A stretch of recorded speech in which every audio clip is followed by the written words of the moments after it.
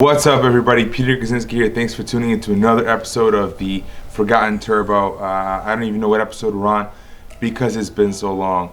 I've been on a hiatus. I've just been crazy busy, and I can't even imagine how full-time YouTubers can manage to consistently make videos. I guess they have editors and whatnot, but it's just me running the show. So here's where I'm at so far.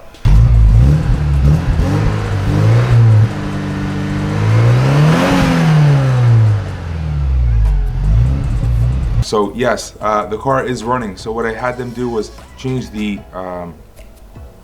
timing belt, the rollers.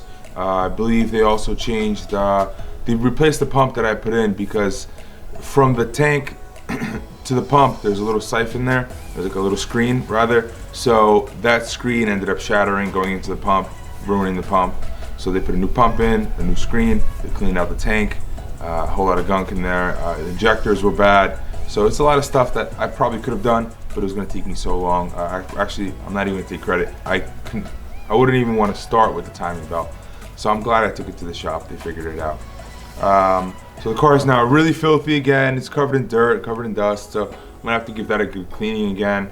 I'm going to remove the seats, clean it, take it out, probably install a cage, and get the car ready for driving. Change the wheels, change the tires, do suspension, do brakes, see if I can take it out for an autocross event next season, just because it's November now, it's over, but now I have a lot of time to really dig into the car, especially that it moves under its own power. So